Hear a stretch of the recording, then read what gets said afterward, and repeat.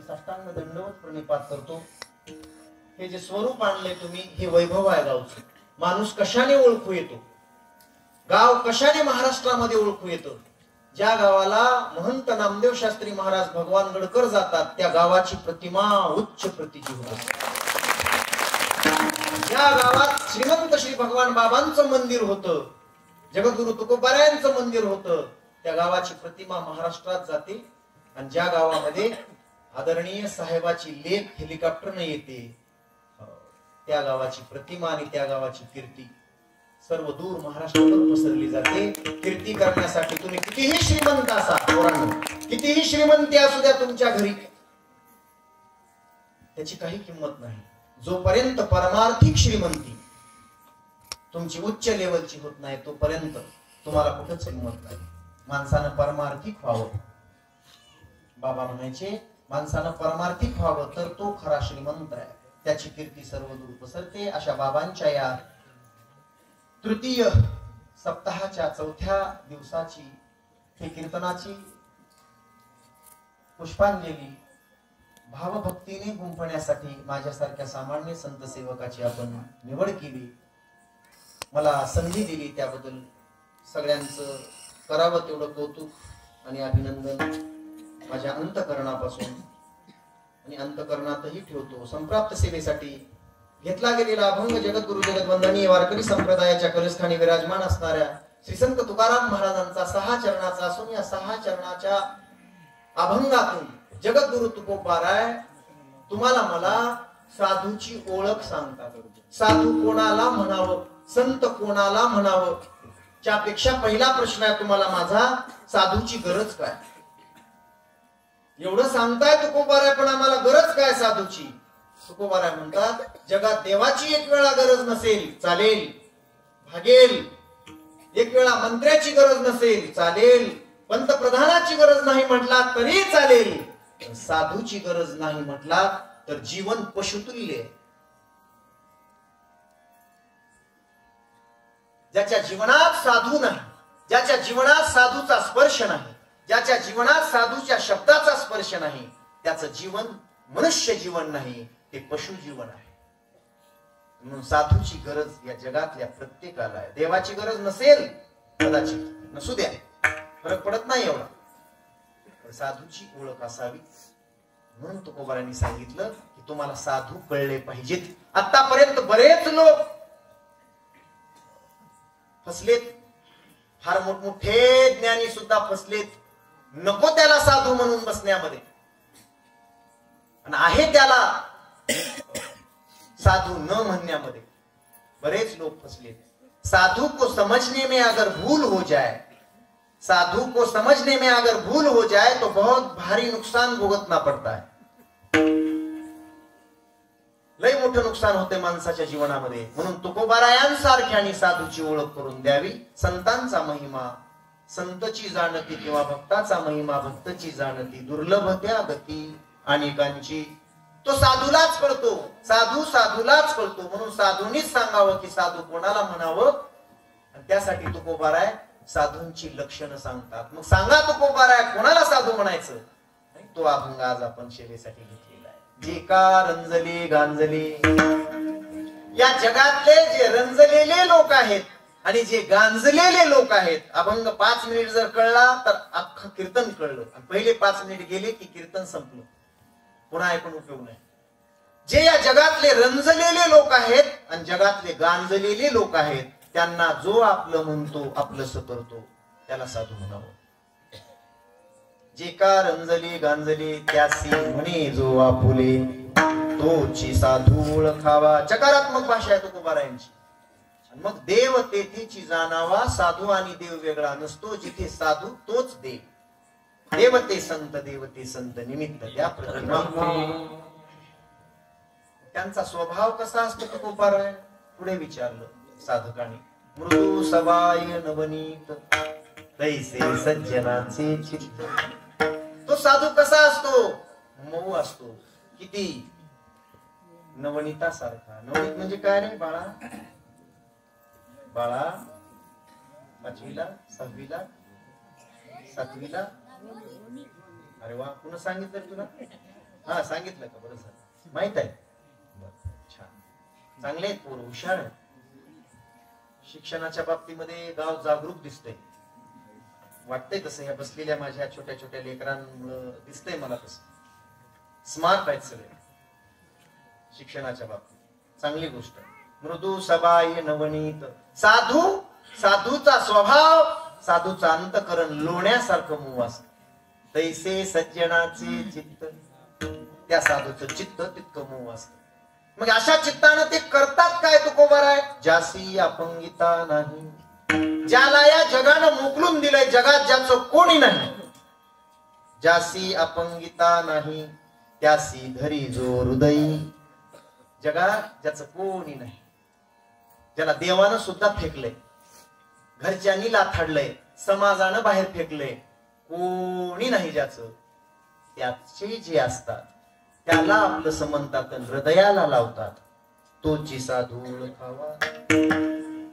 तुकोबार आहे. कोणालाही ये रंजल्या गांजल्यांना, ज्याला कोणी नाही त्याला आपलं म्हणतात, ज्याला समाज थुथू करतो त्याला साधू आपलं म्हणतात, जवळ करतात. किती आपलं करतात ते, त्याची काही परिभाषा, किती आपलं म्हणतात. काय गोड उदाहरण दिलं तुकोबार आहे.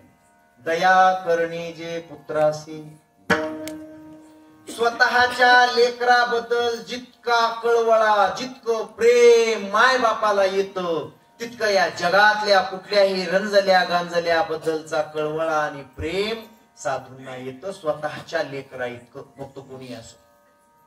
दया करणे जे पुत्राशी, तेची दासा आणि दासी. कोणी असो, दासाचा असो, गड्याचा असो, नोकराचं, कुणाचंही असो, त्या लेकरांविषयी तितकीच दया येते. आता किती रात्रभर सांगत बसायचं का तुकोबाराय म्हणले? एवढं जरी कळलं तरी साधू तुम्हाला कळतील. तुका म्हणे सांगू किती, त्याची भगवंताच्या मूर्ती. आणि तेच भगवंत आहे. इथं तर साक्षात संतही आहेत आणि भगवंतही आहे. नावच भगवंत आहे आणि संतही आहेत. आणि ज्या गुरुला प्रातस्मरणीय महंत श्री माणिक बाबांना ज्यांच्यामध्ये भगवंत दिसला, संत नंतर झाले, पण आधी स्वतःच्या गुरुला ज्या शिष्यामध्ये भगवंत दिसावा. कधी दिसावा? बाबा मला तुम्ही शिष्य करून घेतलं तरच मी जगणार आहे. आणि मग बाबांनी सांगावं, अजून लहान आहेस तू, आबा आबा अजून लहान आहेस रे. शिष्य होणं इतकं सोपं नसतं, माझ्यासारखं होणं इतकं सोपं नसतं. काय करावं लागते बाबा त्याच्यासाठी? काही नाही, ते बघ त्या शिखरावरून, धमधमचं उंच शिखर आहे 50 फुटाचं, त्याच्यावरून खाली उडी मारावी लागते. मारतोस का? बाबा म्हणले हे लई नाद लावायले. 13-14 वर्षाचं पोरग, पण किती नाद लावलाय ह्यांनी सकाळपासून.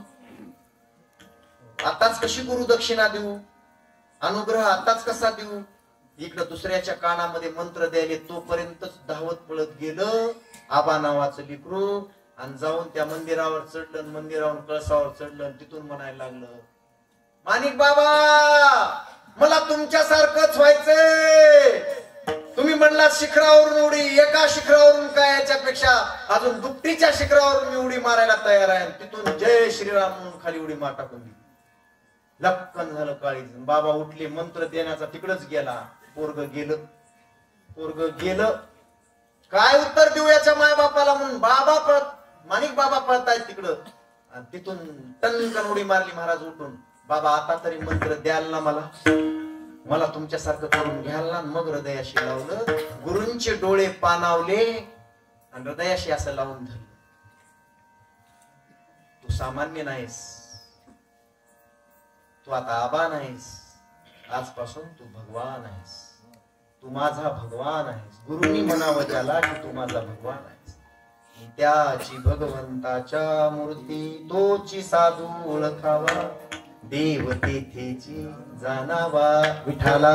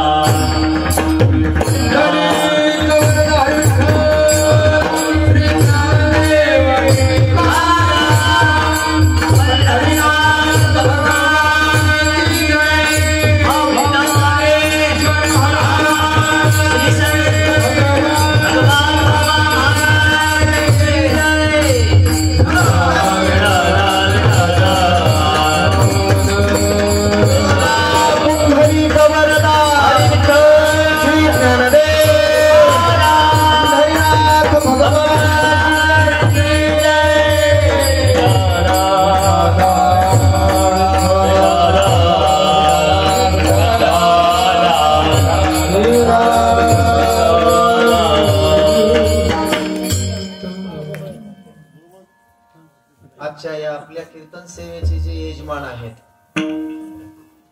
ते आदरणीय आमचे गजाननजी भुगे, आता ज्यांनी माझा भुले सत्कार केला, गजाननराव भुले आणि जगन्नाथराव भुले. आजचा सकाळचा नाश्ता होता, काष्टा फिटोस तो नाश्ता होता. किती बी खा, पुन्हा भूकच लागली नाही दुपारपर्यंत. असे आमचे किसनराव कांगणे आणि दत्ताभाऊ कांगणे. आजची महाप्रसादाची पंगत होती. आदरणीय माणिकराव काशीनाथ घुले, रामराव काशीनाथ घुले आणि योगेश पंढरीनाथ घुले. बरोबर आहे ना? त्यांना ईश्वराने, माझ्या भगवान बाबांनी यश, ऐश्वर्य, कीर्ती, कारण ते ऐश्वर्य संपन्न आहेत. त्यांच्यासाठी जे जे कराल ते ऐश्वर्य संपन्न बनवितात माणसाला. आजही अनुभव येत आहेत लोकांना. म्हणून या सगळ्यांना उदंड आयुष्य मिळावं. अशाच 100 वर्षापर्यंत ते असेपर्यंत त्यांच्या पंक्ती कधी बंद होऊ नये. काही लोक म्हणतील मग आम्हाला पंक्ती कधी मिळतील, ह्यांनी नाही बंद केल्या तर आम्हाला कधी मिळतील? तुमच्यासाठी दुसरा सप्ताह करू. भगवान बाबांनी जी सद्बुद्धी दिली त्यांना सुख, शांती, समृद्धी मिळो आणि त्यांचं जीवन परमार्थिक कार्यामध्ये संपन्न होऊन जावं अशी भगवान बाबांच्या चरणी प्रार्थना करतो.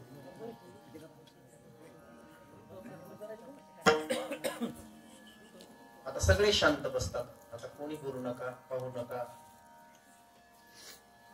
अगदी 1.25 तास मला सांगितले, जिथपर्यंत तिथपर्यंत त्याच मिनिटाला मी थांबणार आहे.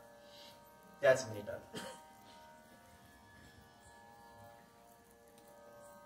कोणाचं राहिलं का काही नाव? चहावाले राहिले.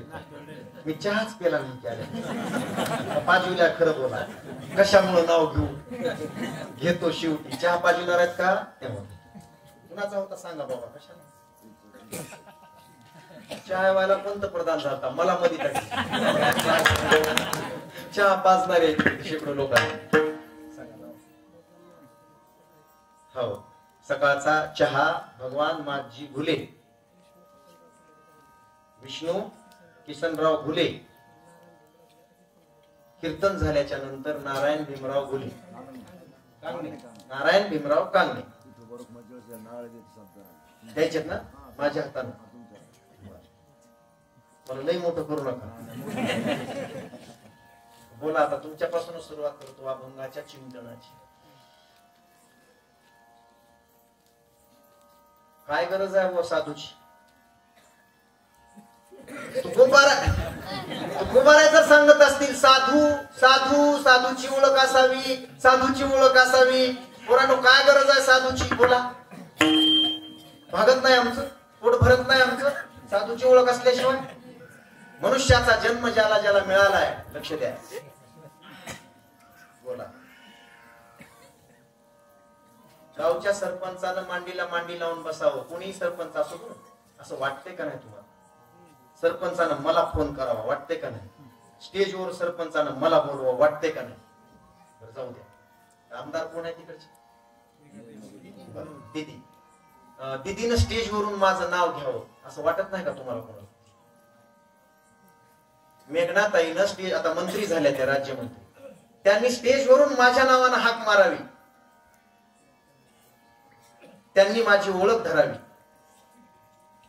कुणाला वाटत नाही? तालुक्याच्या आमदारानं माझ्या नावानिशी मला ओळखावं, आमदारानं. कुणाला वाटत नाही? मंत्र्यानं ओळखावं, मुख्यमंत्र्याची ओळख असावी असं वाटतंय का नाही दादा? बोला बोला. कोण नाही म्हणणार आहे मुख्यमंत्र्याची ओळख? मुख्यमंत्र्याने आपल्याला नावाने बोलावं. कुणाला नको आहे महाराज? तुम्हाला नको आहे? सगळ्यांना वाटतंय. आदरणीय पंतप्रधान श्री मोदी साहेबांनी, सांगू का, जेव्हापासून आदरणीय पंतप्रधान श्री नरेंद्रभाई मोदी आणि उत्तर प्रदेशचे मुख्यमंत्री योगी आदित्यनाथ झाले, तेव्हापासून या भारतामध्ये सर्वत्र स्त्रियांचं रक्षण अगदी काटेकोरपणे होतंय.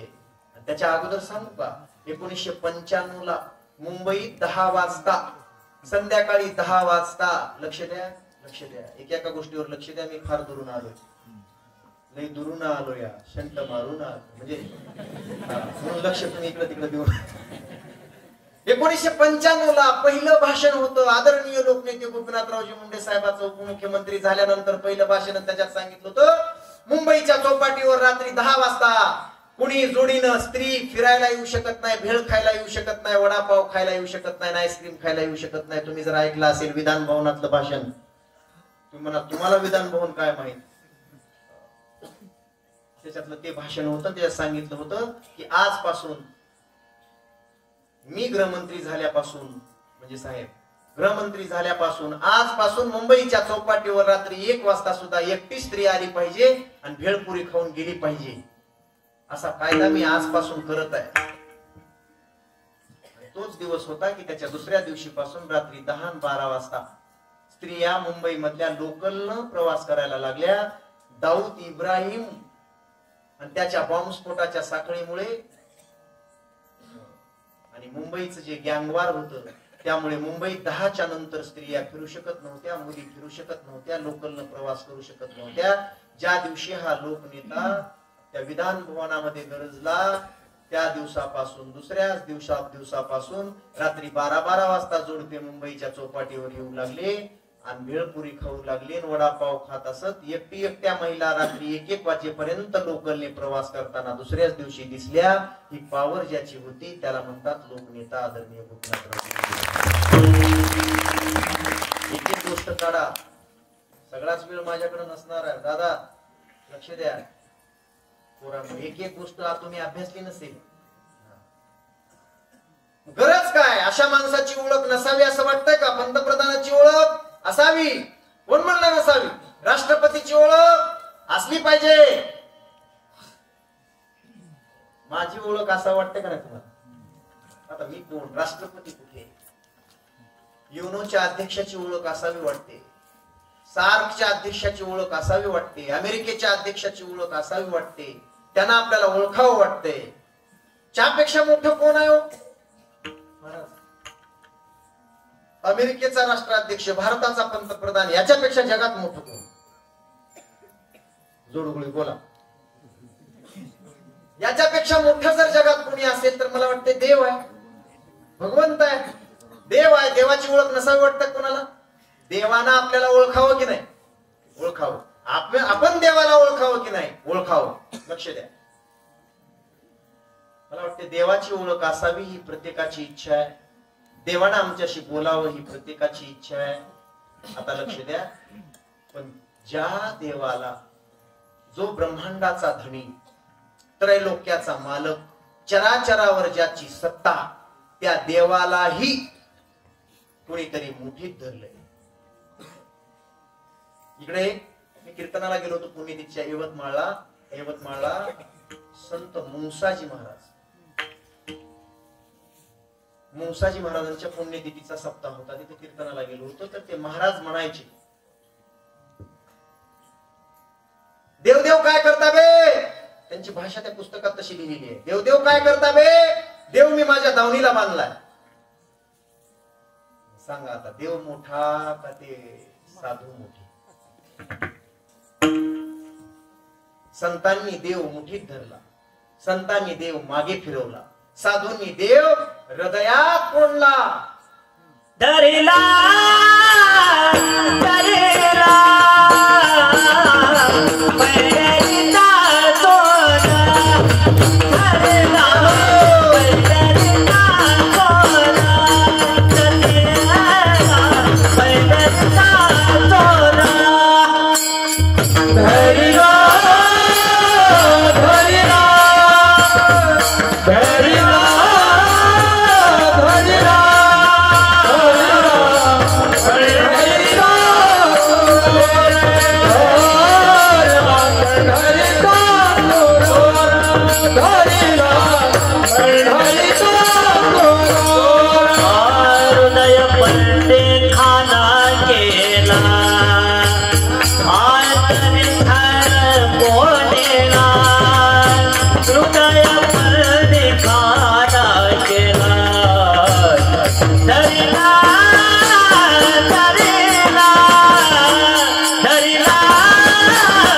धरिला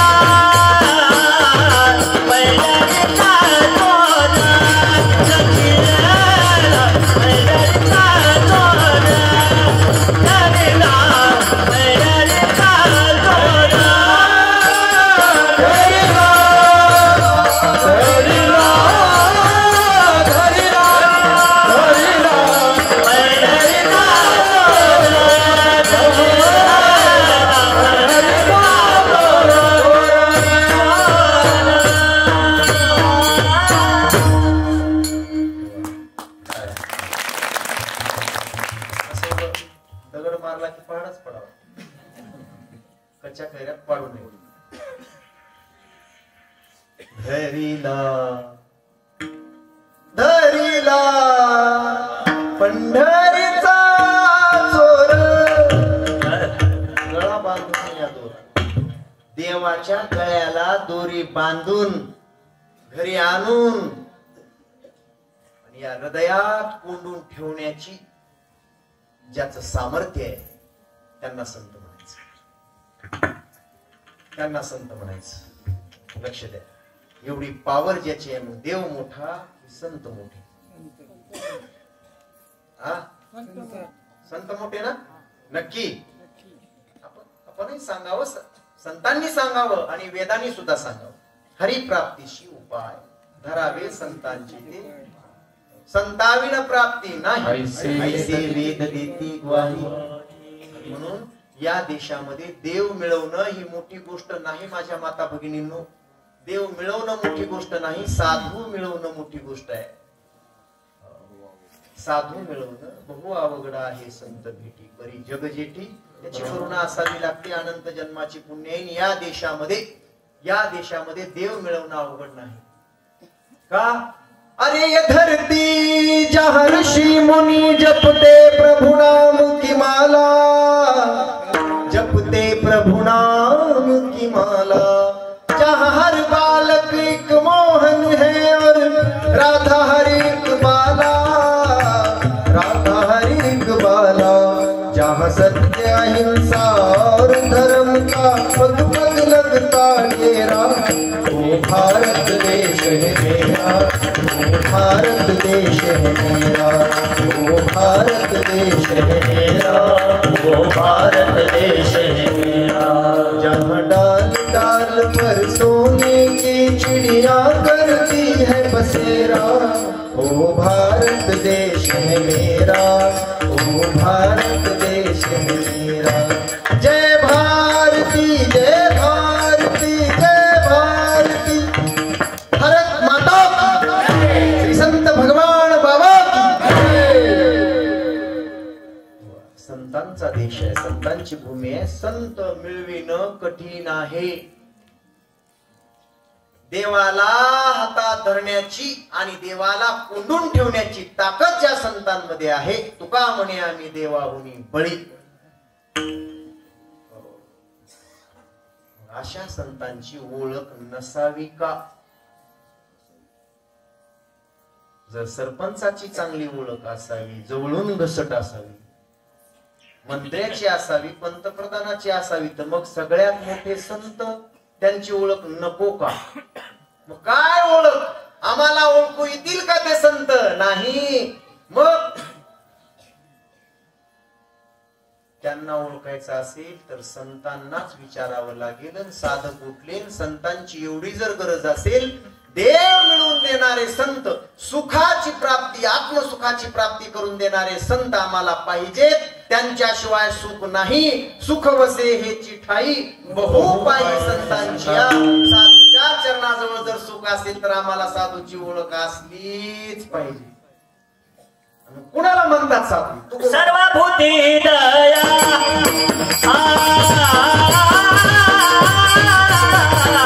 सर्वभूती दया सर्वभूती दया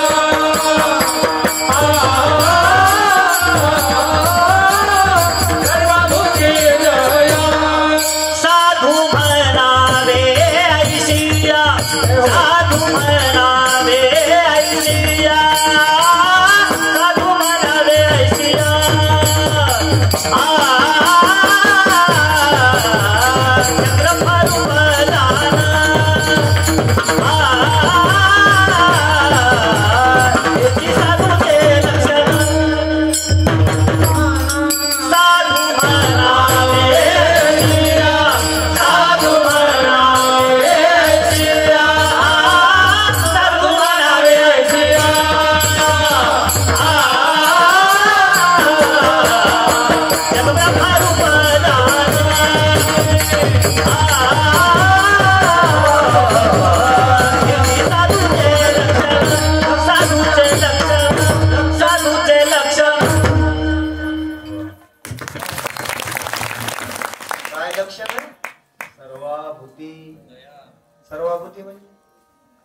त्या जगातल्या चराचरांविषयी ज्याच्या अंतकरणात दया असते तो साधू.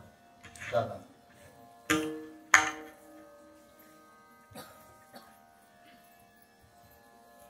रोकडोबा दुसऱ्याचं कशाला बोलायचं, इथंच बरोबर भांडार आहे.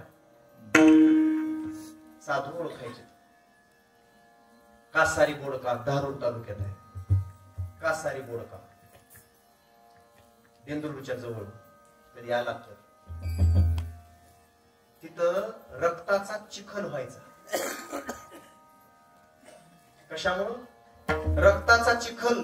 हजारो कोंबडे आणि शेकडो बकऱ्याच्या दावणी कापल्या जायच्या. कुणाला? रोकडोबा म्हणजे मारुती रायाला. मारुती रायाचंच नाव रोकडोबा होतं. रोकडोबा क्रांती बघा, क्रांती संतांची.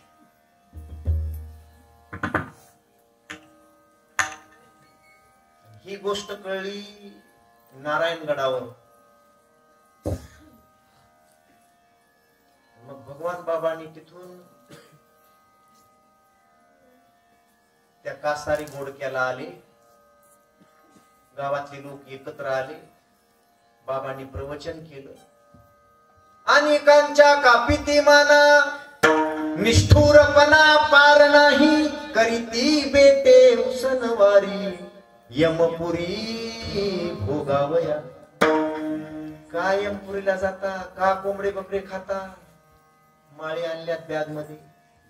मी आता है कोई मर्द है कोई माई का लाल और जो तुलसी की माला पहन सके इस गांव में. एक तरी दोन तरी माळी घाला हो तुमच्या पाया. एक दोघांना तरी माळी घाला. ज्याला नाहीत त्यानं आहेत त्याला आहेत. घालायच्यात का? कोण घालील बरं आज माळ? 1 2 3 बस. आता खऱ्या अर्थानं भगवान बाबांचंच कीर्तन झालं आज, माझं नाही. बाबा जिथं जात असत तिथं पवित्र तुळशीची माळ अगोदर घाला लोकांना हे सांगत असत. काय केलं बाबांनी? तिथं जाऊन बघा महाराज क्रांती. बरेच देवस्थान होते असे, कानिफनाथाचे बरेच देवस्थान होते आपल्या भागात सुद्धा, की जिथं दरवर्षी त्या देवी पुढं देवा पुढं कोंबड्या बकऱ्यांची रांग लागायची. लोकांनी ते कोंबडे बकरे कापायची. रक्ताचा असा पाठ वाहत होता काही गावात. एवढे कोंबडे बकरे कापायचे. आणि मग एवढे कोंबडे बकरे कापतात. अरे कशाला जीव घेता? काय वाटत असेल त्या जीवाला? लोक सगळे प्रवचनात ऐकत होते, खाली माना घातल्या लोकांनी. तरीही लोकांचा प्रतिसाद असा आला नाही की बाबा या वर्षीपासून तो सण बंद. कोंबडे बकरे कापायचा आमचा जो सण असतो त्या दिवशी आम्ही आता तो सणच बंद करून टाकू, असं 10-5 लोक म्हणाले. बाकीच्यांनी कोणी बोलले नाहीत. भगवान बाबा उठले, तुम्ही हो का म्हणत नाहीत? हेच राक्षस खाणारे काय कमी असतात का? राक्षस महाराज तसलं पचवित ते. कोंबडे काय काय खाते? जे खाऊ नये ते खाते. साप खाते. सापाचं विष किती असेल? साप खाते कोंबडे आणि कोंबडे. मला याच्यावर मध्येच थोडं बाजूला जावं लागेल थोडस. आमच्याकडे श्री गुरु मारुती महाराज दस्तापूरकर, आमच्या अहमदपूरकडे श्री संत मोतीराम महाराज आमच्या गावात यायचे. आमची आजी सांगायची आम्हाला. मारुती महाराज तर आम्ही असतानाच येत होते. मी 5वी-6वीला असताना. ते आल्यास त्यांना विचारायचं लोकांनी. खुशाल महाराज कुंभारीकर ऐका. त्यांना विचारायचं, महाराज कुणाच्या घरी जेवायला करायचं? आता आमचं गाव सगळं ढाकणे 80-90% ढाकणेच आहेत. महाराज म्हणायचे, काय थोबाड घेऊन विचारता मला कुणाच्या घरी जेवायचंय म्हणून? कुणाच्या बी घरी जेवायचं? असं कसं बाबा? महाराज असं कसं म्हणायला लागतं? कुणाच्या बी घरी कसं जमल? मला गॅरंटी आहे माझे गुरु मोतीराम महाराजापासून यस्तार गावात सगळे ढाकणे आहेत, वंजारी आहेत. आणि वंजाऱ्याच्या माता माऊल्या कधी स्पर्श सुद्धा करीत नाहीत वाईट कोंबड्या बकऱ्याला. प्रत्येक स्त्री पवित्र आहे या समाजातली. प्रत्येक स्त्री पवित्र आहे. आणि त्या पवित्र स्त्रीच्या हातचं कोणाच्याही घरचं मी खायला तयार आहे. साधून सुद्धा राजकारणात लईच गढूळ झाली हो लोक. काय म्हणतील कधी कुणाला काय नाही. अरे अरे राजकारण करण्यासाठी अरे अरे अरे अरे काय व्यवसाय झालाय. असो बाबा उठले, तुळशीची माळ घेतली, सगळ्या लोकांना म्हणाले या मंदिरात. सगळ्या लोकांना मंदिरात बोलवलं आणि म्हणले हे बघा तुमच्या देवाला आजपासून मी माळकरी करायलो. तुळशीची पवित्र माळ या रोकडोबाच्या गळ्यात मी आज टाकली. आजपासून रोकडोबा माळकरी झाला. आणि मग आता याला कोंबड बकर चालत. त्या दिवसापासूनच पोळीचा नैवेद्य आणि ते सगळी हत्या कोंबड्या बकऱ्यांची बंद झाली. पशु एवढी मोठी क्रांती. तूफान में ताश का घर नहीं बनता, रोने से बिगड़ा मुकद्दर नहीं बनता. सुनो तरुणों युवाओं, तूफान में ताश का घर नहीं बनता, रोने से बिगड़ा मुकद्दर नहीं बनता. हे साहेबांचं वाक्य आहे. एक हार से कोई फकीर या एक जीत से कोई सिकंदर नहीं बनता. अरे पडलो म्हणजे संपलो नाही. पडलो म्हणजे संपलो नाही.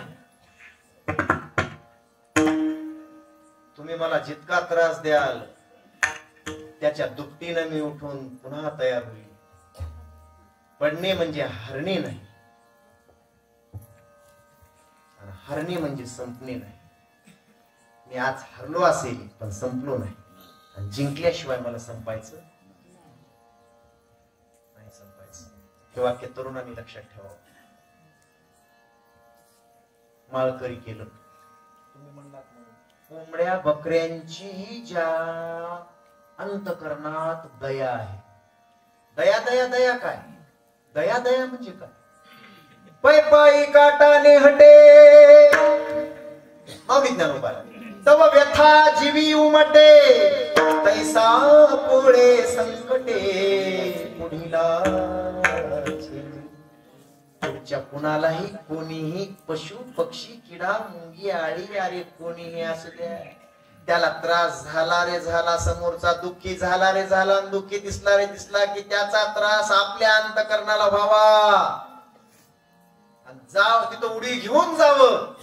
पाण्याचा घोट सुद्धा खाली उतरू नये. त्या समोरच्याचं दुःख कमी केल्याशिवाय, त्याला सुखी केल्याशिवाय ज्याला पाण्याचा घोट खाली उतरत नाही, या नरड्याच्या खाली उतरत नाही. दुःखितांविषयी ज्यांना एवढा कळवळा, मग तो माणूस असो, तो पशु असो, पक्षी असो, कोणी असो. माजलगाव तालुक्यात चिंचाळा नावाचं गाव आहे. मी नेहमी सांगत असतो, माझ्या आवडीचा दृष्टांत आहे बाबांचा. आवडीचा ऐका. भगवान बाबा पूर्ण ऐकायचे तर असे 57 दृष्टांत आहेत भगवान बाबांची मोठमोठी, की ज्यांनी क्रांती केली. मी माझं आयुष्य घालवतोय त्याच्यातच. ठरवून टाकलं 5 वर्षापूर्वी बाबांसाठी आयुष्य घालवायचं. मृदंगाचार्य महाराज त्या गावामध्ये आषाढी एकादशीच्या दिवशी गाभण गाय कापित होती. सत्ता होती मुघलांची, सत्ता होती मुलाण्यांची. तो काळ आठवा.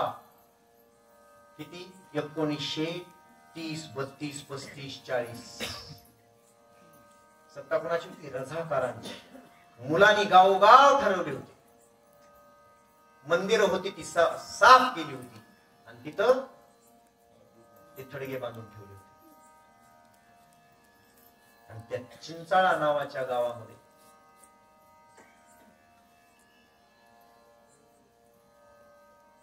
नाथांचं मंदिर होत. ते मंदिर पाडून तिथं थडगं बांधलं होतं. त्याच्या पुढे गाय कापायचा कार्यक्रम होता. दरवर्षी सगळे हिंदू लोक सुद्धा त्या गायीच्या मागे यायचे, तिची पूजा करायची. गाभण गाय, तिला पुष्पहार घालायची. गावात त्या गायीची वाजत गाजत मिरवणूक काढायची. दोन्हीकडून 2 दोरांनी धरायचं, दोर लावून गावातल्या लोकांनी, आणि 3 मुलांनी सुरे लावायचे आणि त्या गायीची हत्या करायची.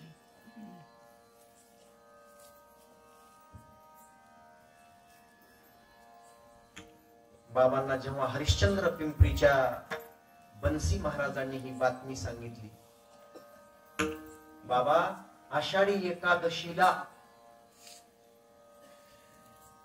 या भारताचा धर्म 33 कोटी देव जिच्यात वास्तव्याला आहे, ही गो माता आहे. आई एवढेच उपकार ती करते प्रत्येक मनुष्यावर, आणि त्या गायीची हत्या करतात. राज्य त्यांचं आहे. पण संतांच्या या महाराष्ट्रामध्ये बाबा हे योग्य वाटत नाही, पण हे कोण बंद करू शकेल? भगवान बाबाला कळल्याबरोबर बाबा म्हणाले माझी वारी रद्द. मग भागवत बुवा, मिसाळ महाराज, ढाकणे, तो नाहू भिल्ल, तांदळवाडीचा बापू भिल्ल, गडाजवळ तांदळवाडी आहे भगवान गडाजवळ, हे असे 10-12 लोक बाबांनी घेतले. त्यांच्याकडे शस्त्र अस्त्र दिले. बाबा म्हणले कच्च्यानं जायचं नाही, तयारीनं जायचं. यात्रा भरायची त्या गावामध्ये, आणि त्या यात्रेत 4 गावचे लोक जमायचे, त्या लोकांपुढे ही गाय कापली जायची. भारत देशाची ती माता आहे, गो माता आहे. कसलंही पाप गायीच्या पंचगव्याशिवाय जात नाही महाराज, जात नाही.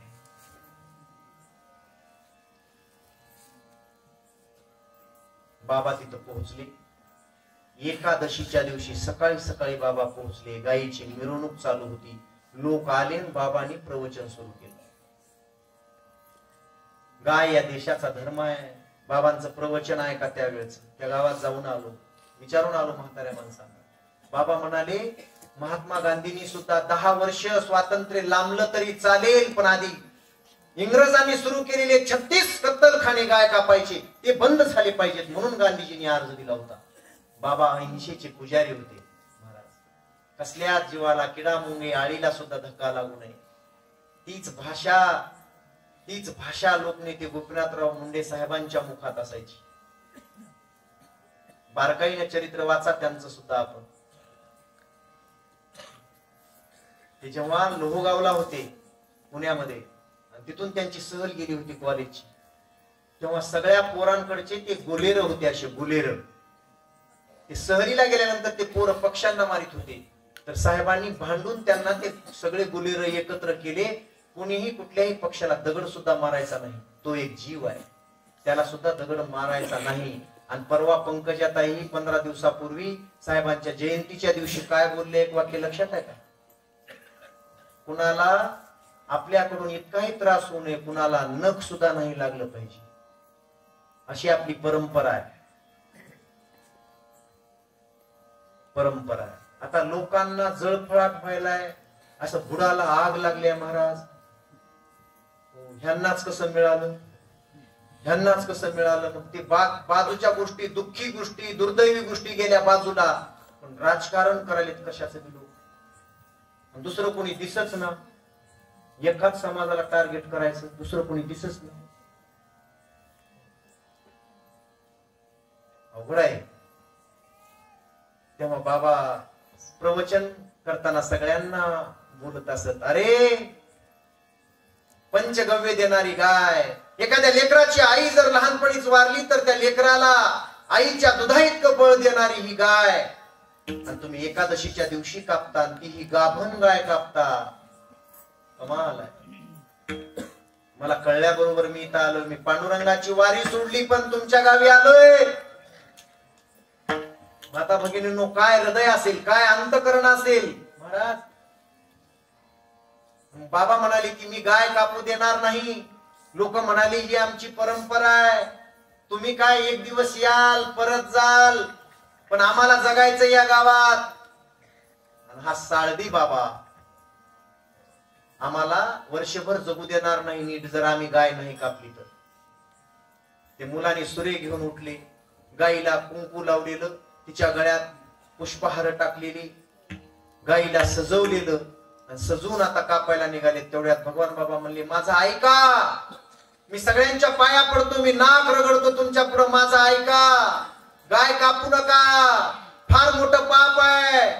हो, जर गाय या देशात नाही राहिली तर हा देश सुद्धा राहणार नाही, सर्वनाश होऊन जाईल. ज्या दिवशी या देशातली गाय संपून जाईल त्या दिवशी. माझा ऐका. बाबांचं कोणी ऐकायला? बाबांना धरून मागे ओढतायत लोक. बाबा हे दरवर्षीच असते. बाबांनी थोडी शांतता घेतली, लोकांसमोर हात जोडले आणि बाबा जिथं गाय होती तिथं जाऊन त्या गायीच्या पाठीवरून हात फिरविला आणि गायीच्या गळ्याला अशी मिठी मारली. गायीच्या गळ्याला. ते मुलांनी धरून ओढतायत. बाबा हे काय करताय? बाबा म्हणाले काय करताय नाही, माझ्या डोळ्यासमोर मी ही गाय कापू देणार. परमेश्वर महाराज, माझ्या डोळ्यासमोर हे होऊ शकत नाही. लोकांनी धरून ओढायला सुरू केले. बाबा ही बलवान होते, ताकदीचे होते, रोज व्यायाम करणारे होते, पहिलवान होते. त्यांची लहानपणीच्या गोष्टी माहित असतात तुम्हाला, कुस्त्या खेळले.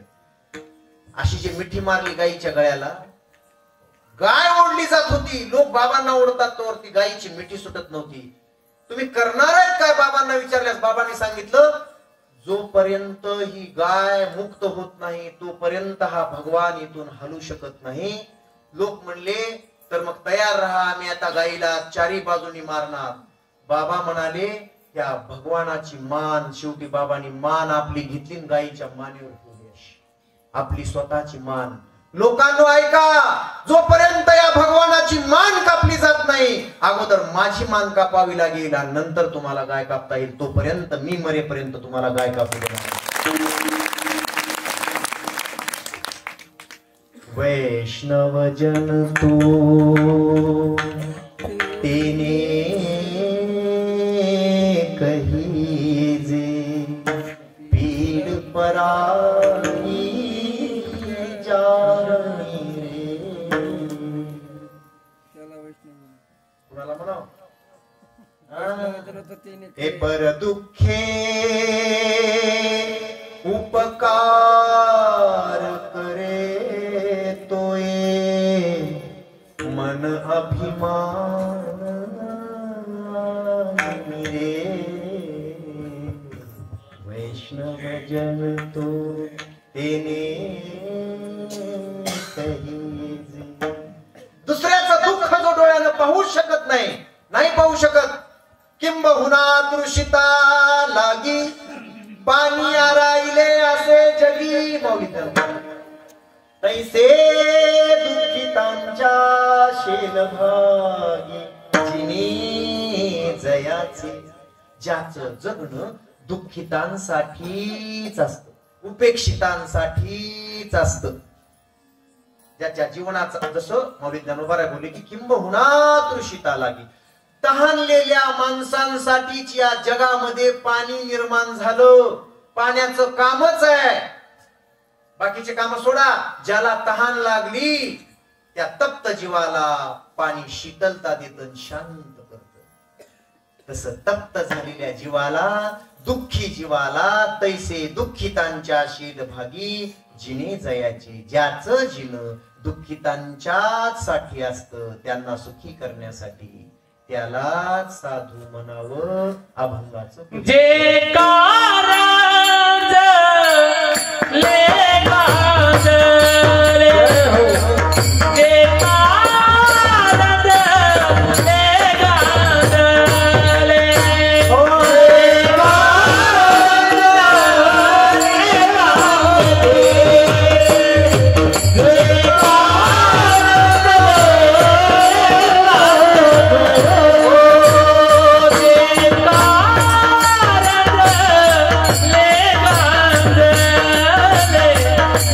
कारंज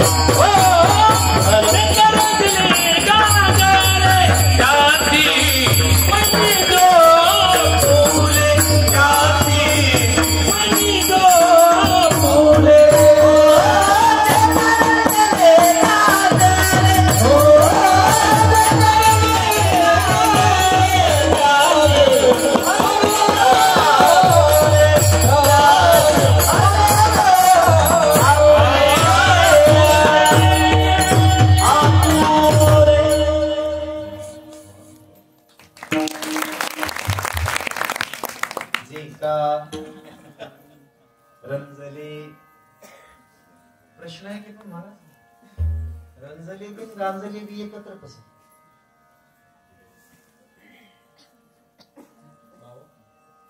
रंजले गांजले गांजलेच म्हणावं रंजले कसं माझ्या गुरुजींना विचारलं होतं आदरणीय ज्ञानोबा माऊली महाराज लटपटे त्यांना विचारल्यानंतर बऱ्याच दिवसांनी कळलं मला आता 4 वर्षापूर्वी रंजले गांजले याचा अर्थ काय रंजले म्हणजे रंगले महाराज म्हणाले होते रंजले म्हणजे रंगले आणि गांजले म्हणजे दुःखी पीडित असलेले या दोन्हीला बी आपलं म्हणणारे साधू का हो दोन्ही नाही आपलं म्हणणारे साधू जे संसारात रंगले जे श्रीमंतीत रंगले जे सत्तेत रंगले जे ज्ञानात रंगले हे सगळ्या रंगलेल्यांना सुद्धा जाग्यावर आणण्याचं काम साधूच करतात आणि जे पीडित दुःखी आहेत वंचित आहेत त्यांना सुद्धा समाजाच्या प्रवाहात आणण्याचं कार्य साधू करतात काय काय तरी सांगावं हा सगळा अभंगच भगवान बाबांच्या चरित्रावर होतो असे कोण होते रंगलेले भगवान बाबांनी त्यांना आपल्या जवळ धरलं पण मला एक प्रश्न पडतो रंगलेल्या माणसाला साधून काय म्हणून जवळ धरावं सेटिंग थोडी सर्दी झाल्यासारखी आहे तसं नसावं रंगलेल्या माणसाला साधूनी काय म्हणून जवळ धरावं त्याचं उत्तर दिलं होतं माझ्या गुरुजींनी जे संसारात बायकोत नवऱ्यात राजकारणात पैशात फार रंगतेत तेच शेवटी लई गांजतेत त्याचं उत्तर आहे पटतंय का बघा माय बापाला सोडून देऊन बायकोच म्हणणारा शेवटी त्या बायकोकडूनच मार खाते अशी जगात मोठमोठी आहे आपलं सोडून दे लई पैसा पैसा पैसा पैसा म्हणणार म्हातारपणी बाजाच्या दोऱ्या तोडीते पैसे मोजिते रात्रीच्या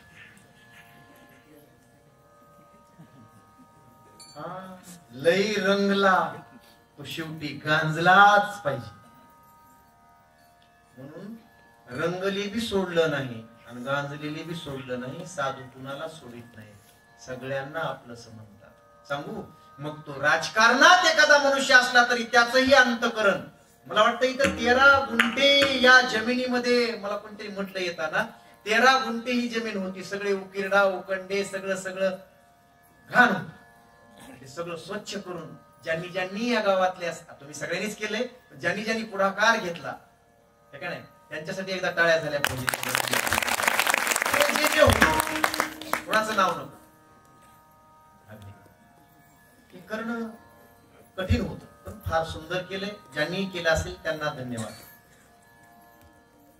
रंगलेलं कोण होतं मग असं मग तर राजकारणात असू द्या बरं अंतकरण बघा तुम्ही बाबा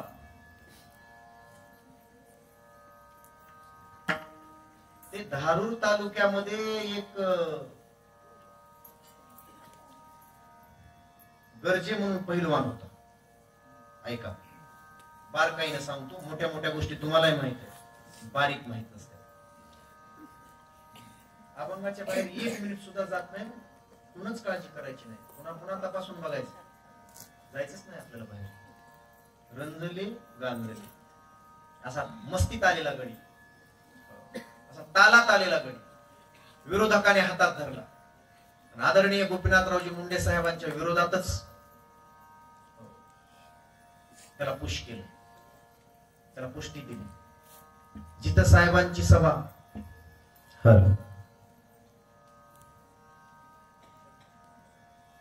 जिथं साहेबांची सभा तिथे येऊन गोंधळ करायचा साहेबांच्या विरोधात प्रचार करायचा काळे झेंडे दाखवायचे सगळ्याचा मोहरक्या त्या भागातला तो बॅनर लावले रात्रीच्या जाऊन फाडून टाकायची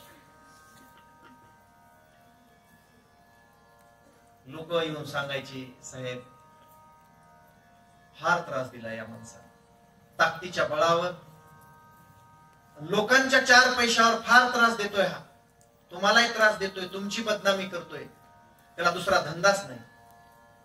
साहेब म्हणायचे असू द्या, येईल वेळ, योग्य वेळ आल्यानंतर बोलू. 20 वर्ष निघून गेली त्या माणसाची. दादा, वेळ कोणाचीही राहत नाही.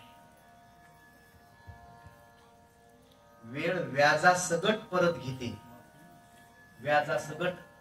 काळ इतका खतरनाक आहे, म्हणून लोकाला बोलताना जरा हात आकडून बोलत जा. लोकांना बोलत असताना, सासूला बोलत असताना जरा तोंड आकडून बोलत जा. परत त्याची फेड येते. आणि ज्याला कुणाला बोलायचंय ना, तर त्यांनी ही तयारी ठेवा, ह्याच्या व्याजासहित मला पुढे फेडायचंय, मग बोला.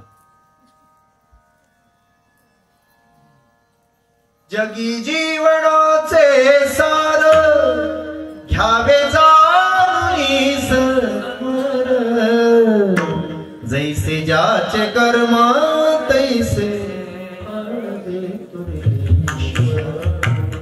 क्षणिक सुखासाठी आपुल्या होतो कुणी नीती भ्रष्ट, कुणी त्यागी जीवन आपुले दुःख जगे करण्या नष्ट. सोड सोड माया सारी, सोड सोड माया सारी, आत्मा भोगितो नंतर, जैसे ज्याचे कर्म तैसे फळ देतो रे ईश्वर, जैसे ज्याचे कर्म तैसे फळ देतो रे ईश्वर. तो ऐकत नव्हता दादा. पहिलवान रंगला होता फार. सगळ्याच गोष्टी मिळत होत्या विरोधकाकडून म्हणून रंगला. घरी 2 एकर शेती नव्हती, पण असा रंगून गेला आणि असा त्रास दिला. पण 15 ते 17 वर्षाच्या नंतर कशी फेड येते बघा. फेड आली, पोटात गाठी झाल्या आणि त्या गाठी कॅन्सरच्या झाल्या. आणि मग मुंबईच्या टाटा कॅन्सर हॉस्पिटलला तो ऍडमिट झाला. तिथल्या डॉक्टरांनी तेव्हा सांगितलं 2009 साली 5 लाख रुपये खर्च येईल. 2009 साली 5 लाख म्हणजे बरेच होते. राहण्या खाण्याचा वेगळा खर्च तुम्हाला करावा लागेल. पहिलवानाचे पाय अशी जाग्यावर थरकाप सुटला, गांगाला घाम सुटला. एवढा पैसा आणायचा कुठून? पण जगलं तर पाहिजे. माझे नेते आहेत, आतापर्यंत ज्यांच्यासाठी मी काम केलंय ते माझ्या पाठीशी आहेत. मला याच्यातून बाहेर काढतील, नक्की काढतील असं वाटलं. 30-40 हजार रुपये होते, तेवढे दिले. ऍडमिट झाला, ऑपरेशन झालं. 1.5 महिना दवाखान्यात राहिला. रोज फोन करत होता. त्याच्या नेत्याला पण त्याचे नेत्यांनी सगळ्यांनी पाठ फिरवली. कोणी जवळ आलं नाही. 4,80,000चं बिल भरल्याशिवाय डॉक्टर सुट्टी देत नव्हती. काय करावं? आहे ते 2 एकर विकावं. माळरानाचं उगं 2-2.5 लाख रुपये एकरनं 2 एकर जमीन गेली तर गेली, या तयारीत होता. तेवढ्यात गावातल्या लोकांनी जाऊन सांगितलं, साहेब फार त्रास दिला होता, त्याचं कर्म व्याजासहित त्याला फेडायला आलंय. फार छान झालं साहेब, आम्ही वाट पाहत होतो याची वाट कशी लागेल. तुमच्यासारख्या इतक्या चांगल्या माणसाला एवढा त्रास देणारा आज बरं वाटतंय, फटाके उडवाय वाटतंय. साहेब म्हणजे तसं नाही रे. त्यानं जर त्रास दिला नसता तर हा गोपीनाथ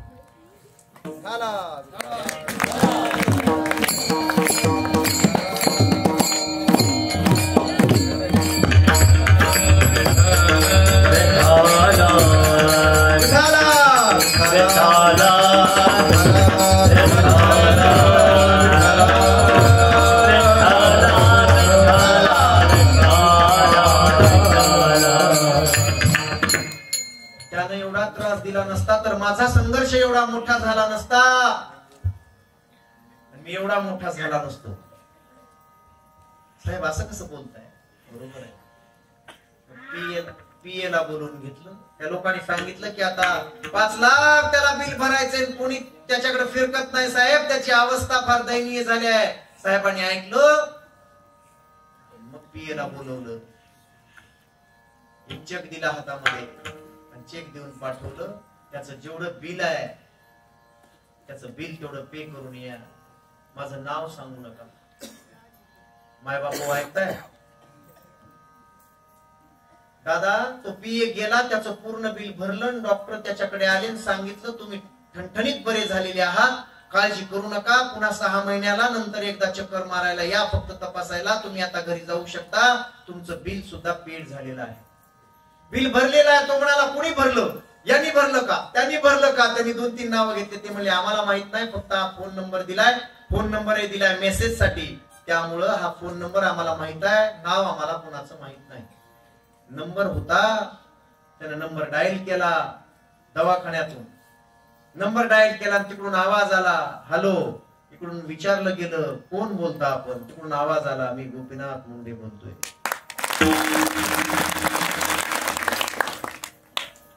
तो म्हणाला असं शक्य नाही, कोण फसवतंय मला? गोपीनाथ मुंडे आणि माझा संबंध काय? आयुष्यभर ज्या माणसाला मी त्रास आणि त्रासच दिला तो मला कशाला बोलेल? हा नंबर कुणाचा तरी दुसऱ्याचा आहे. त्यांनी सांगितलं नाही रे बाळा, मी गोपीनाथ मुंडेच बोलतोय. असं कसं शक्य आहे?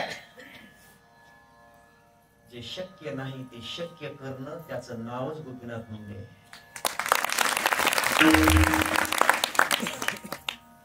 ये जरूरी नहीं है कि इंसान हर रोज मंदिर जाए, इंसान जहां भी जाए मंदिर वहां बन जाए. अरे अशा बनलेल्या गायक वादकाच्या वातावरणात कसला बी महाराज कीर्तन करून जाईल, पण जिथं वातावरणच नाही तिथं वातावरण तयार करून जाणाऱ्याला महाराज म्हणावं. एका लाकडाच्या साध्या पलंगावर उभारून उस्मानाबाद आणि उमरग्यासारख्या ठिकाणी 150-200 माणसामध्ये सभा घेणारा तोच माणूस या महाराष्ट्राचा लोकनेता म्हणून 1.5-2 लाखाच्या सभा घेतो. 150 लोकात सुद्धा साध्या पलंगावर उभारून सभा घेताना एखाद्या चौकामध्ये हजारो लोकांना जो गोळा करतो. काही लोक असे असतात तयार असलेल्या वातावरणात जातात, काही लोक असे असतात नसलेल्या वातावरणात जाऊन तिथं वातावरणच तयार करते. त्यापैकी म्हणजे लोकनेते गोपीनाथरावजी मुंडे. कुठेही गेलं तिथं माणसाचं लवकर, जिथं जाईल तिथं मोहळासारख्या त्या माशा जसे असतात मोहळाला, तसं महाराज नुसतं आले म्हणून कळल्याबरोबर तर कुठून लोक जमा व्हायची. त्याचं भाषण म्हणलं की असं उगं कसला बी माणूस उगं ईदभर असा आपोआपच आधार होत.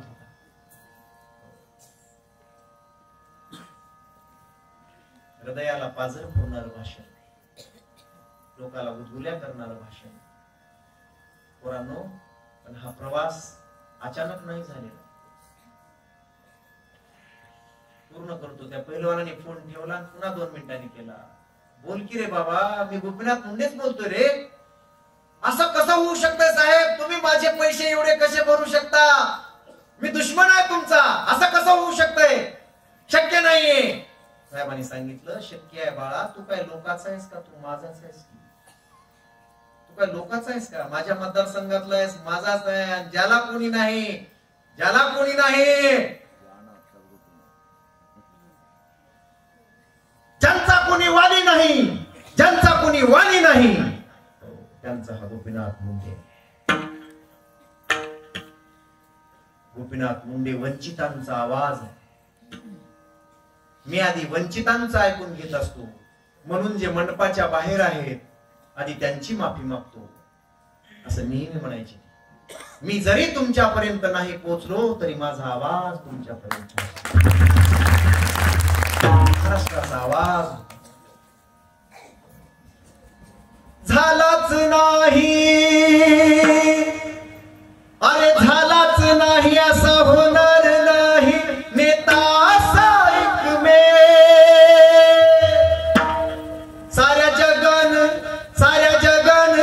साऱ्या जगान पाहिलंय बघा मुंडे साहेब नावाचा साऱ्या जगान पाहिलंय बघा मुंडे साहेब.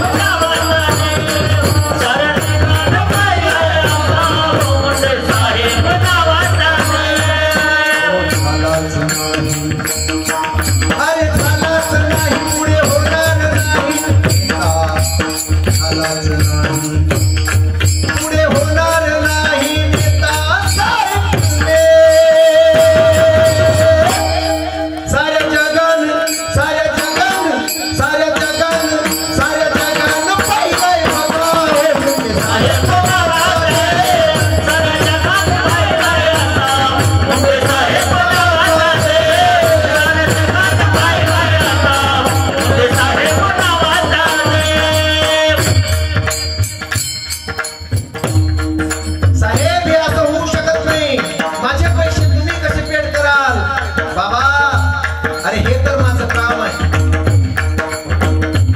दुःखितांचं शिणणं, दुःखितांना जवळ करणं, ज्यांना कोणी नाही त्याच्यासाठी जगणारा हा गोपीनाथराव मुंडे आहे.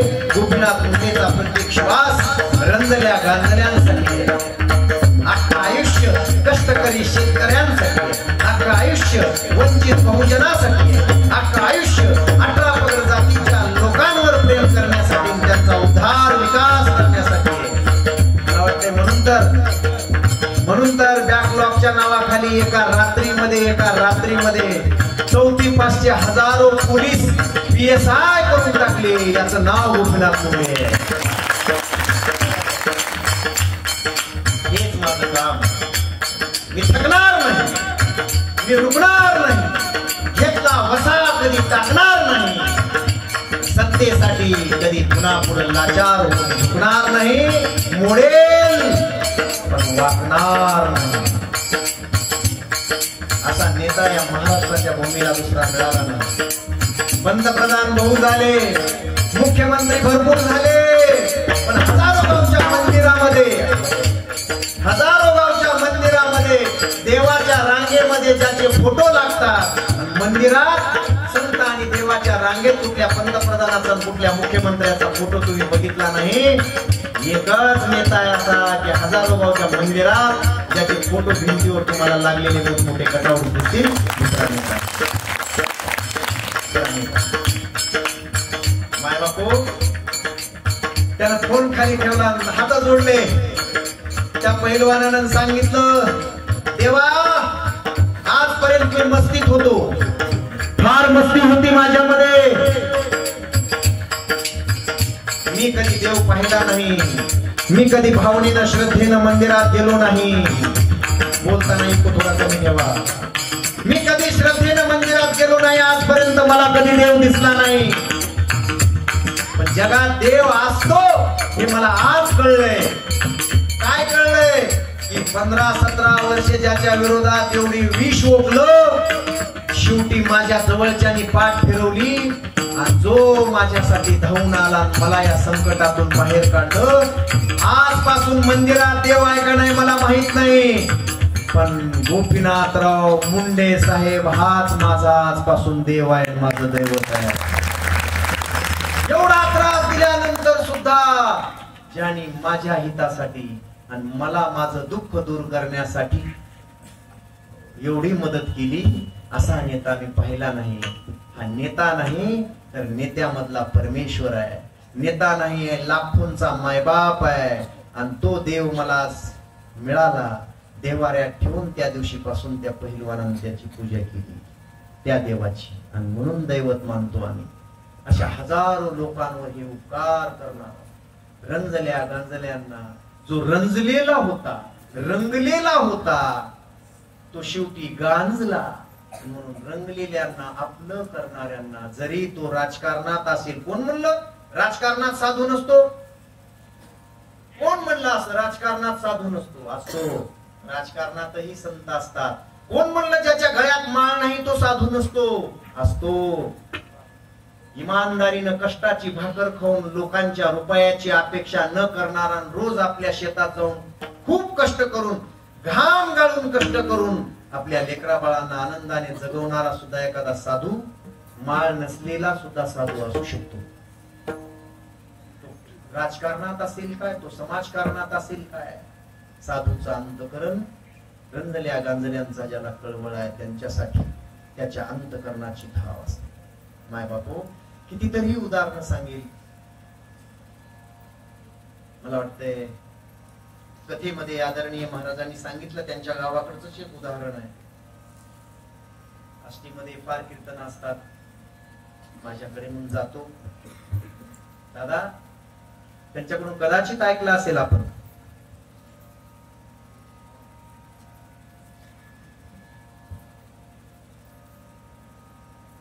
विठाला विठाला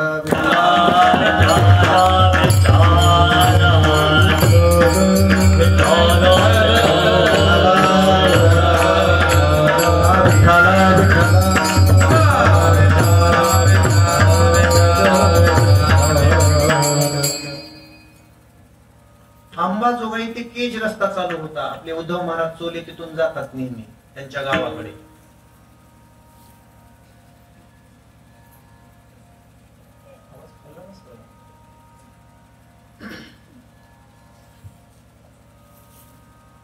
एकोणीसशे 97 ला डांबरीकरणाचं काम चालू होतं.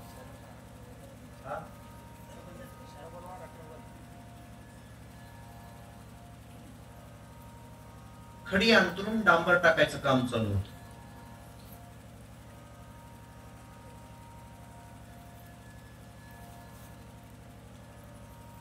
ते सगळे खडी फोडणारे वडार समाजाचे लोक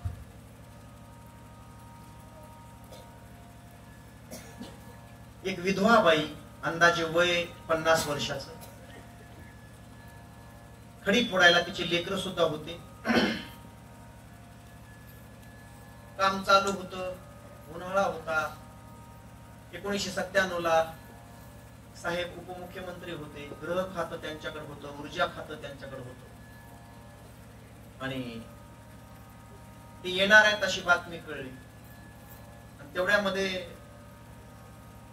त्या वडार समाजातल्या माझ्या त्या माता माऊलीचा मुलगा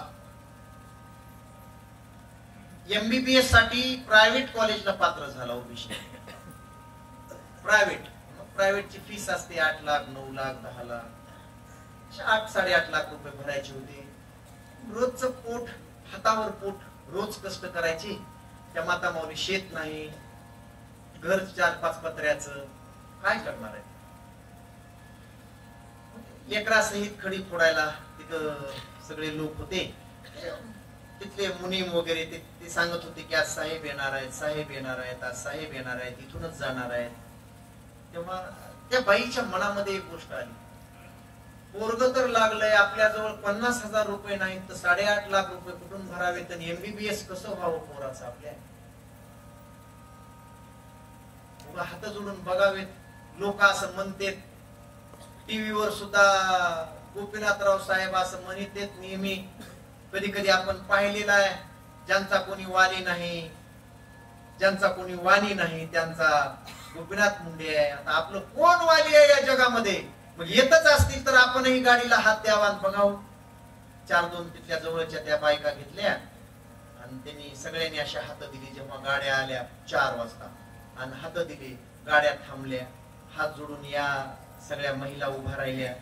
ती विधवा असलेली ती माय माऊली तिथं गेली, जवळ गेली, अशी हात जोडले. तेव्हा ज्यांच्या गाडीची काच सदैव वंचितांसाठी, गाडीची काच खाली असायची, घराचे दरवाजे उघडे असायचे. रात्री 2 वाजता जा, रात्री 3 वाजता जा, कधी जा, दरवाजे उघडे असायचे. ते फार केशव उपाध्याय नावाच्या त्यांच्या PA ने एक छोटं पुस्तक लिहिले बघा. त्याच्यात फार सुंदर लिहिले. गोपीनाथ मुंडे नावाच्या या माणसाला फार मोठं व्यसन होतं. मी तर वाचताना वचकलो. फार मोठं व्यसन होतं. तुम्ही जर मला विचाराल की कशाचं व्यसन होतं, तर या माणसाला माणसाचं व्यसन होतं. त्याने पुढे लिहिले, महाराष्ट्राच्या कुठल्याही जाती पातीतला गोर गरीब कष्टकरी दुःखित कुणीही जर रात्री 2 वाजता भेटायला आला, पहाटे 4 वाजले काय, पहाटे 5 वाजले काय, शेवटचा माणूस मला भेटल्याशिवाय परत गेला नाही पाहिजे. हे सगळ्या PNना नेहमी साहेब सांगायचे. कुणीही असो, तो माझ्या मतदारसंघातला असो किंवा महाराष्ट्रातला असो, मला भेटल्याशिवाय, मला बोलल्याशिवाय तो माणूस परत नाही गेला पाहिजे. म्हणून रात्री 2-2, 3-3 वाजेपर्यंत ज्यांच्या दारातल्या रांगा हलायच्या नाहीत, एवढे लोक ज्यांच्याकडे भेटायला यायचे. लोकांना काही पाहिजे नव्हतं महाराज. काय पाहिजे होतं? तुमच्या इकडून बरेच लोक येत होते. मी कीर्तन करून पहाटे 3ला 4ला जायचं वाशिम हिंगोलीवरून. तिथं शिवाजी चौकात गेलं की ते असं विचारायचं, मामा एवढ्या थंडीत का बसलात? साहेबाला भेटायचं होतं. भेटलात का? हो. काम झालं का? जाऊ द्या, गाडी लावा त्या कामाला. काय काम 1-2 लाखाचं काम होतं महाराज. काही एवढं आपलं मोठं काम नव्हतं. साहेब बोलतील का, पत्र देतील का म्हणून आलो होतो.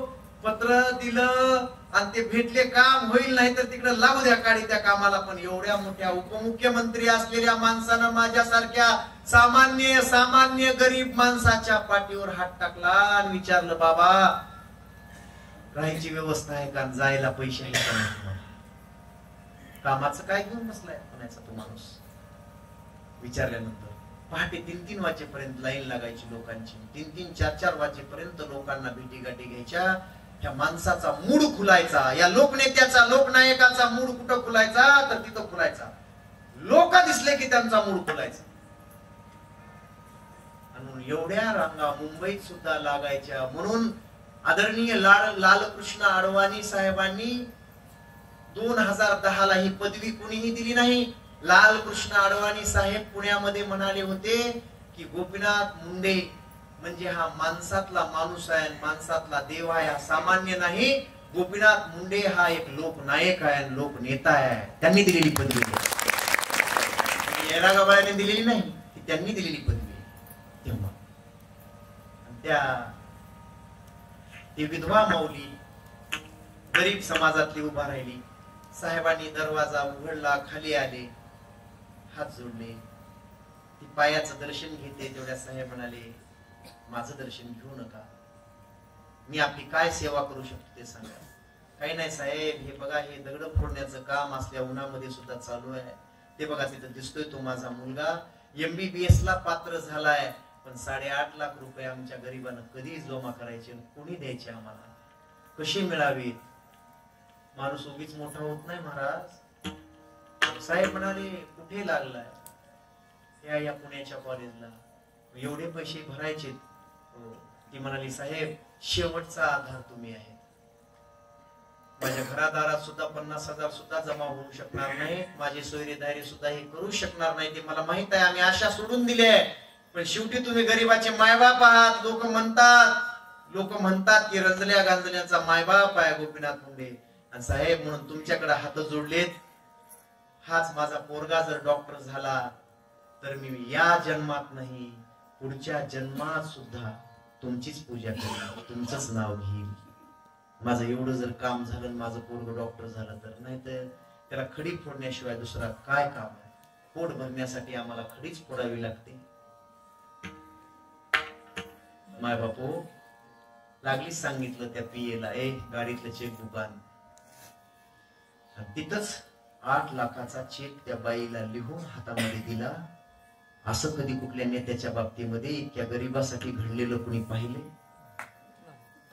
कधीच नाही. म्हणून शेकडो पोरं साहेब गेल्यानंतर 10वीला आल्यानंतर नाशिकहून, सिन्नरहून आलेले, तुमच्या भागातून आलेल्या शेकडो पोरांनी स्वतःचा बाप मेला तरी सुद्धा मिशा काढल्या नाही, तर डोक्याचं मुंडन केलं नाही, पण तिथं आले होते. आम्ही विचारलं कुठल्या यात्रेहून आलात का? ते म्हणाले नाही महाराज, राजकारणात आता कोणाकडे जायचा हा प्रश्न आम्हाला निर्माण होतोय. मी म्हणलं हे का मुंडन केलंय सगळं? तर ते म्हणाले की खऱ्या अर्थानं आज आमचा बाप गेला.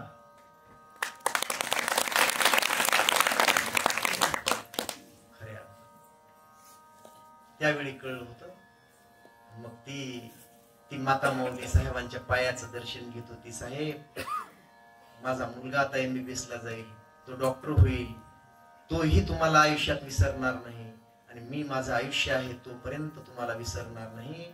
मला पुढचा जन्म जरी मिळाला माणसाचा तरीही मी तुमची आठवण ठेवील, तुमचे उपकार लक्षात ठेवील. जे का रंजले त्यासी म्हणे जो आपुले, ज्यासी अपंगिता नाही. ज्याला कोणी नाही, आता सगळं संपलंय ज्याचं, त्यासी धरी जो हृदय. बर महाराज, हृदयाला ज्याला कोणी नाही त्याला हृदयाला धरतात. कशामुळे? याचं काही कारण?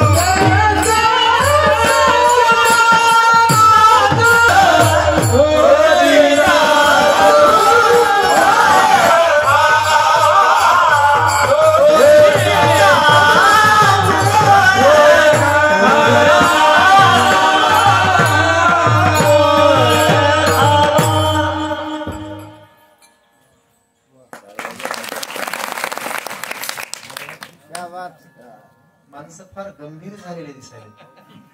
एवढे गंभीर तुम्ही मला वाटतं सत्यात झाला नसाल. एवढे गंभीर.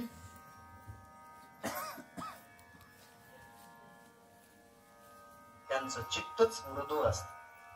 दुसऱ्याचं दुःख याला सहन होत नाही. किसी के काम जो आए उसे इंसान कहते,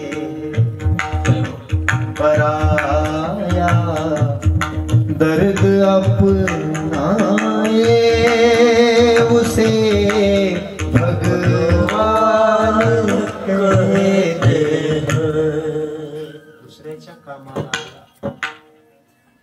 बाबा म्हणायचे, समाजातल्या माणसांनो पायात पाय कधी घालू नका, एकमेकाला अडथळे निर्माण करू नका, हातात हात घालून चला. तुमचाही विकास होईल आणि तुमचाही विकास होईल.